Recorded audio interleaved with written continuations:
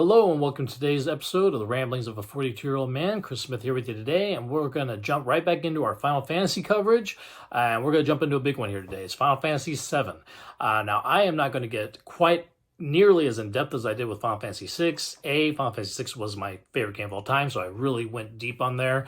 B, this is a big game. Even without me going in depth, we're probably going to be looking at a couple parts to this one, so I'm going to see where I can split this up, and I'll let you know. And when the parts come out, we'll probably end up having at least two. I'm hopeful maybe I can keep it at two, but I don't want us to get these episodes much more than 20 to 30 minutes in length because, it takes a lot of people's time to make them sit down for that long for a video. So we'll see how it goes, and we'll go ahead and get started right into some of the development of the game, and then we will get into the story and the characters and talk about kind of the legacy, which is a really big one on this one. This is probably the most famous Final Fantasy game of all time and the one that most people have played. So stay tuned, and we'll get talking about Final Fantasy VII.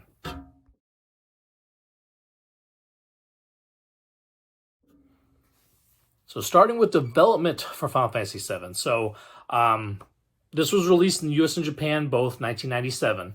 It was the first release on the PlayStation. It was the first Final Fantasy to use 3D graphics, which was one of the reasons why it jumped over from Nintendo to PlayStation. The Nintendo 64, which I don't know if anybody saw my little text retraction on the side. I think I said GameCube when I was talking about it, but it was Nintendo 64 was the next Nintendo system after the Super Nintendo. And they were still using cartridges, and the stuff that Square wanted to do with Final Fantasy VII would not fit onto a cartridge game. Even with the PlayStation discs, it took 3 discs for Final Fantasy VII to be on PlayStation 1. And it was the graphics, the cinematics that they would use, just a much bigger and broader game than anything that had come before. So we got directed by Yoshinori Kitase, who returns from Final Fantasy VI. Final Fantasy VI, he co-wrote that one. This one, Final Fantasy VII, is all him. Hironobu Sakaguchi is back as producer again, and Nobuo Uematsu, all these names, man. Nobuo Uematsu comes back as music. And again, I think Final Fantasy VI has the better soundtrack, but Final Fantasy VII has a really great soundtrack as well, with some really amazing themes, especially when it comes to like Aerith's theme and stuff like that. So, again, first coming out onto the PlayStation. PlayStation had only been out for a couple of years at this point, and Final Fantasy VII coming out on it was kind of the first big RPG to come out on the PlayStation. It was definitely the first JRPG, and definitely the best-selling one. In fact, Final Fantasy VII, when we get into Legacy, we'll talk about just how big it was, but it was a very big game. That being said, we'll get into some of the gameplay aspects of Final Fantasy VII.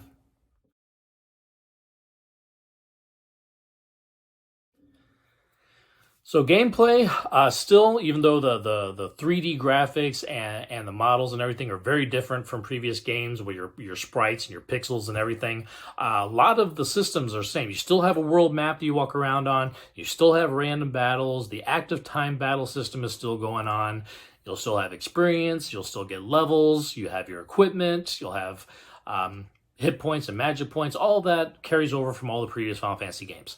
Now, where you have some differences is obviously the 3D graphics, the 3D models, the cinematics that you really did not have cutscenes in any of the previous Final Fantasy games. So now we have cutscenes.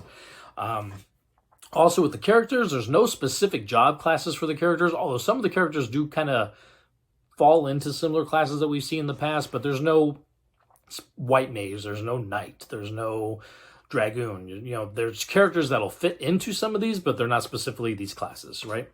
And then the materia system, that is your big change in this game when it comes to magic and skills and techniques and stuff like that.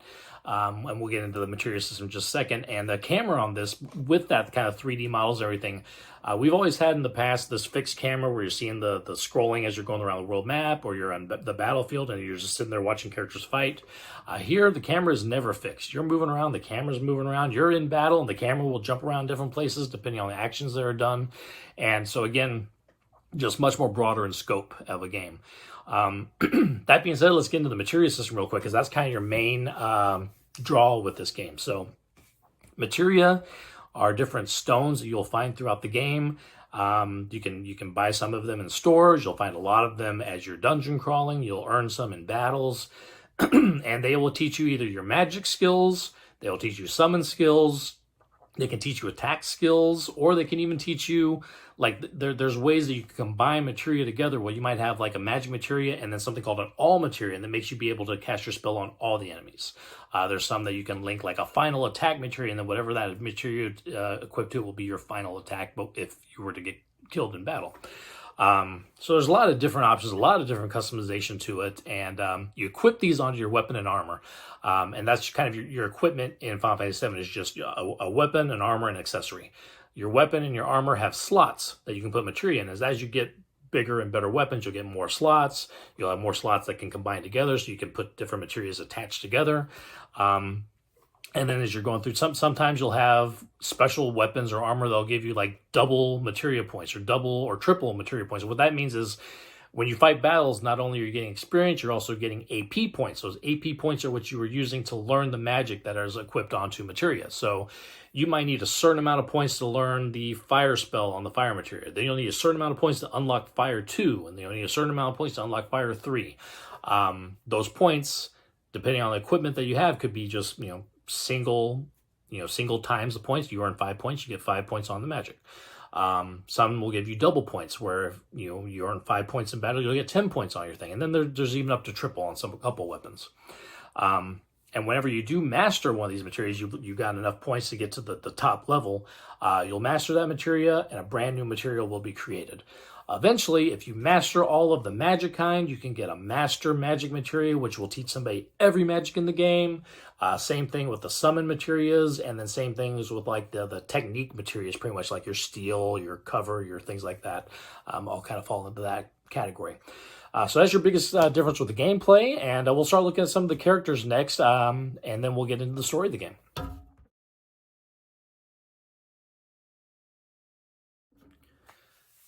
All right, so we'll do a quick section here on the characters of the game. So we got our protagonists, which we've got, let's see, we got 1, 2, 3, 4, about nine protagonists in this game. Your main character is going to be Cloud, is Cloud Strife. And now he is a ex-soldier, and this is a soldier with an uppercase. It's a sort of degree of soldier that worked for the Shinra company, which is the evil company that is the main center of our antagonists in this game. But he's ex-soldier. He's not working with them anymore. He's a mercenary now, and his memory is a bit foggy, and we'll come out throughout the game to find a lot about what is going on with his memory, why it's foggy, and what really is Cloud's past. Barrett Wallace, he's the leader of a resistance force called Avalanche. He's fighting against Shinra. He's a big guy with a gun for an arm, and kind of very mouthy. You get a whole lot of expletives in this game, which is also changed from previous Final Fantasies. We never really had that, at least in the States. There may have been some in Japan, but the translations in the States were all very kid-friendly. This one's definitely more mature. They do, blank out the words with like little, special characters and stuff, but they're still there. You know what he's saying. Then we got Tifa Lofkhart. She is a childhood friend of Cloud's. She's kind of like a monk character. So I said some of these characters fit into molds. Like Cloud could sort of be your knight character. Tifa is definitely more like your monk. She's fighting with her fist. She equips gloves, and she is a kind of the key to unlocking Cloud's memories, and we'll find out later in the game. And then we got Aerith Gainsborough. In the original U.S. release, she was Eris with a S, but the new remake and the Japan version, her name has always been Aerith with a TH. She's a flower girl. She is a descendant of the ancient Cetra, which are kind of a ancient people that communicate with the planet. And she is by far the best geared towards magic use. Now, again, with materia, you equip material on anybody. Anybody can use magic, but she has kind of a stronger magic base than a lot of the other characters do. Then we got Red 13. He's kind of this flaming dog character. He's an experiment, but we find him in the Shinra building later in the game. He's from a tribe that comes from the Cosmo Canyon area, which is where we'll end up at some point in the game. We'll find out a lot more about his backstory. Kate Sith, he's kind of a remote-controlled puppet character. We're trying to figure out through most of the game who is it that's controlling this guy, and we don't even necessarily want this guy on our team, but he joins it anyway. But we'll get into some of how that works later too. Sid Highwind, he's like all Sids, he has something to do with flying. He's your pilot. He has a spaceship that he wants to launch into space. So he's definitely kind of your Dragoon type character. He has a spear. Some of his special skills and his limit breaks involve jumping on things. So he's similar to a Dragoon. Then we got two optional characters that you can or you can choose to or choose not to pick up in the game. You got Yuffie Kisaragi. She is a thief. She comes from the continent of Wutai, which is kind of there's been recently a war between Wutai and the Shinra, so she comes from that. She is all about materia, and we'll find that out to our detriment at some point. And then you got Vincent Valentine. He's a former Shinra employee. He was kind of betrayed by Hojo, who's one of Shinra's scientists, and he did experiments on him and turned him into this kind of monster, half person kind of creature that is very kind of interesting in the game. Those are our protagonists. Our antagonist for the game, Sephiroth, is our main person that we're fighting against throughout the majority of the game. The first chunk of the game, we're really fighting against Shinra, especially when we're in the Midgar sections. That is the kind of, instead of having an evil empire in this game, we have the evil company, because this is definitely more of a, modern feeling kind of a game. We have the evil company that's trying to take over everything. And the Turks, they're the muscle for Shinra, a group of cop-like figures that work for Shinra and do whatever it is that they're asked to do. And that's our characters for Final Fantasy VII. Next, we'll get into some of the story modes of the game.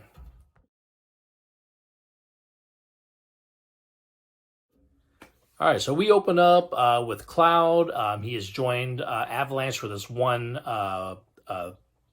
kind of mission that they're on to destroy a Mako reactor in the city of Midgar, because the Mako reactors are sucking Mako out of the planet. It's harming the planet, and Avalanche is all about trying to defend the planet. So we meet Cloud. He's been hired to help out with Avalanche. We meet Barrett, who's the leader of Avalanche. We meet some of Avalanche's crew.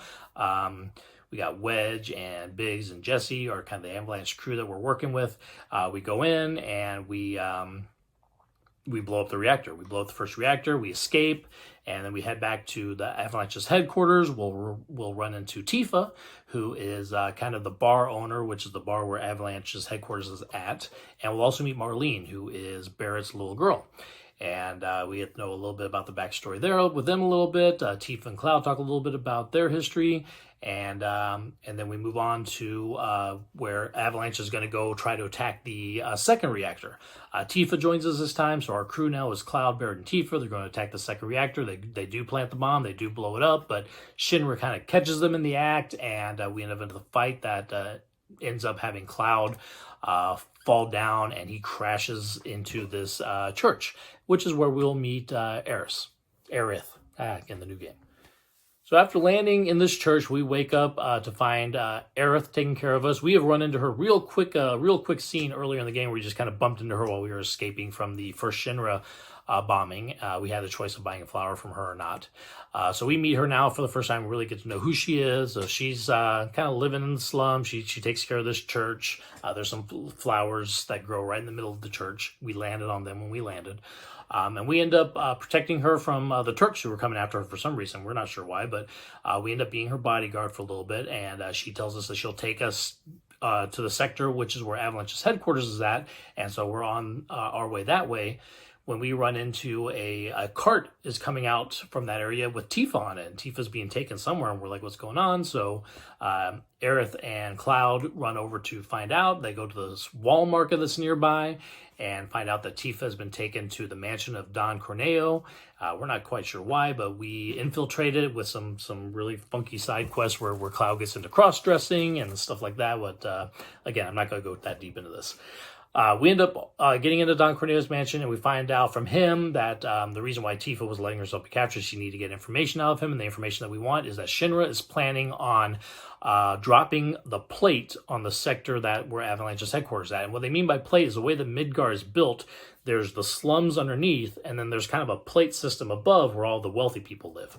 They're going to drop the plate that's above the sector where Avalanche's headquarters is and hopefully crush and take out Avalanche. And so Cloud, Tifa, and Aerith get out of Walmart. We kind of get dropped in the sewers. We have to go through the sewers, go through a train graveyard, and get up to the pillar. We run up the pillar. We run into Jesse, Biggs, and Wedge, who are gotten hurt during this fight. We get to the top, and Barrett is there fighting the Turks. The Turks are able to go and blow up the pillar and have the plate start to fall. Aerith has been sent by Tifa to go get Marlene from headquarters, and we see as the plate's about to go down that Aerith has been captured by the Turks too. Whatever it is that they wanted her for, they've got her now. But Aerith does say Marlene's safe. She's taken her somewhere. We haven't heard where yet. But Barrett, Tifa, and Cloud are able to escape before that plate crashes down. Unfortunately, the rest of Avalanche is not, and that whole sector is just crushed by the plate. All right, so at this point, we run over to Aerith's house because we have a feeling that's probably where Marlene is, and that's where Marlene is at. So Barrett's able to see her, but Barrett tells her, "Hey, we need to go save Aerith. She took care of Marlene. We need to go figure out what's going on." And we find out from Aerith's mom that that's when we find out she's the Ancient, and the Turks want her because they want to experiment on her because of her descendancy of this ancient people. So we decide we're going to infiltrate Shinra's headquarters. So we go through Wall Market, we jump up all the rubble from Sector 7, and we get up to where Shinra's headquarters is. We go through a whole lot of stuff. We're jumping up floors in this building, and eventually we get to where Aerith is at. We save her. We also help this other prisoner that is being experimented on escape, and that's Red 13. And so now he's kind of joined our party as well. And we end up at the top of the Shinra Tower. We see that President Shinra has been killed by Sephiroth somehow. And Cloud is very confused by this, which we'll find out in a little bit why that is. But somehow Sephiroth is back. He's killed President Shinra. He's grabbed an experiment that Shinra had called Genova and taken it somewhere. And we'll find out a lot more about what all that means as we go forward. But we escape from Shinra headquarters. We're running down the freeways. We're getting into fights with people on motorcycles and a big tank thing. And then we decide that, all right, we have got to follow Sephiroth to stop him from whatever it is he's doing. Cloud has history there. Barrett and Avalanche people said, hey, yeah, you know what? If it's going to help the planet, we're going to follow and we're going to do this too. Aerith is going to follow because she wants to know what's going on with her descendancy as an ancient, etc. And Red 13 is going to follow us just because eventually he'll make it back to his home if we do. And so our crew finally leaves this big city of Midgar, and we get into the open world, and we go forward from there. So after leaving Midgar, we stop into the next closest town we come to, which is Culm, and we have kind of a flashback scenario here where Cloud talks about the last time that he saw Sephiroth, which was when they were working together as soldiers, and capital S soldiers, and they show up at Nibble, which is where Cloud and Tifa are from, and there is a Mako reactor at Nibble that they are going to investigate. So Tifa actually comes, a younger version of Tifa comes and helps show them the way over to the reactor. They get to the reactor, and Sephiroth finds Genova and has some sort of weird connection with it. He goes into the Shinra mansion that is in town. There's a basement with a bunch of books and stuff in it on the different experiments and stuff that they've done. And he comes to find out that he is a clone from Genova. And it honestly sends him a little crazy. He decides that he's descended from Genova. He thinks Genova is an ancient, so he thinks he's an ancient. He thinks he's the rightful ruler of the planet, and everybody else needs to be destroyed. Pretty much, he destroys the town of Nibble. He hurts Tifa. Cloud and him have a face-off, and then Cloud's memory is gone after that point. He doesn't know what happened when they faced off. And that's kind of our flashback scenario. We continue on our way. We pass by Chocobo Farm. We go through some mines. We pass Fort Condor, which is kind of some cool side questy battles you can do there. And we get to the port of Junon, where we hop on a ship that takes us over to another continent. While we're on the ship, we are able to run into Sephiroth again. We have a battle with Genova that he leaves behind before he takes off, and then we land on Costa del Sol on the new continent before we go on our way, still following that path that Sephiroth is leaving for us. Okay, so we are going to pause right here because we're getting to that kind of window where I don't want to keep making these videos super, super long. So that's where we're going to pause for Final Fantasy VII right now. We've got on the Shinra ship. We've passed on to this new continent. We're going to get out at Costa del Sol, and we're going to continue chasing after Sephiroth. We'll meet new characters. We'll have probably the pivotal scene of all of Final Fantasy, and we'll have a lot more to cover with Part 2 of Final Fantasy VII, which I will hopefully have out tomorrow. So thank you for watching this one, and please stay tuned tomorrow to see Part 2 of our Final Fantasy VII coverage.